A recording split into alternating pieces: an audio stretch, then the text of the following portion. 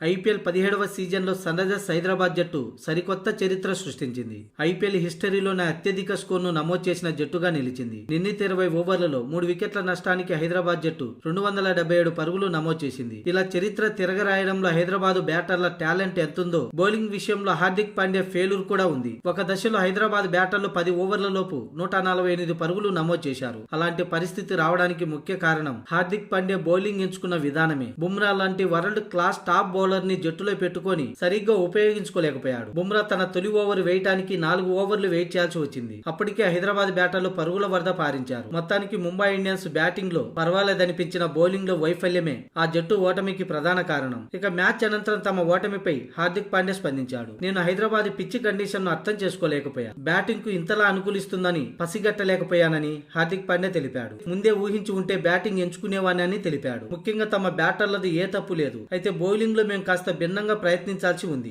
Bowling మార్పుల్లోనే తేడా కొట్టిందని హార్దిక్ పాండ్యా తెలిపాడు. Batting లో తిలక్ వర్మ, రోహిత్ శర్మ, ఇషాన్ కిషన్, టీమ్ డేవిడ్ అసాధారణ రీతిలో బ్యాటింగ్ చేశారు. అయితే బౌలింగ్ తప్పిదమే ఓటమికి ప్రధాన కారణం. ముఖ్యంగా మఫాకా యంగ్ బౌలర్. తొలి మ్యాచ్ లోనే కిక్కరిసిన మైదానంలో అతను కాస్త కంగారు పడ్డాడు. దారుణంగా పరుగులు ఇచ్చుకున్నాడు. అయితే అతనికి అపారమైన నైపుణ్యం ఉంది. కొంచెం మ్యాచ్ ప్రాక్టీస్ అవసరం. తదుపరి మ్యాచ్లో అతను పుంజుకోగలడని హార్దిక్ పాండ్యా తెలిపాడు. ఇకపోతే తమ కంటే హైదరాబాద్ అటు బ్యాటింగ్ ఇటు బౌలింగ్ లోను మంచి ప్రదర్శనే చేసింది. అందుకే ఈ విజయానికి వాళ్ళ అర్హులంటూ హార్దిక్ పాండ్యా తెలిపాడు. ఇక ఈ ఓటమి మాకు ఒక గుణపాఠం. మళ్లీ నేలకు కొట్టిన బంతిలా తిరిగి పుంజుకొని తర్వాతి మ్యాచ్ లో విజయం సాధిస్తామని హార్దిక్ పాండ్యా తెలిపాడు. ఇక హార్దిక్ పాండ్యా అన్నట్లుగా యంగ్ బౌలర్ మఫాకా తన 4 ఓవర్ల బౌలింగ్ కోటాలో 66 పరుగులు ఇచ్చాడు. స్ట్రైక్ రేట్ 16.50గా ఉంది.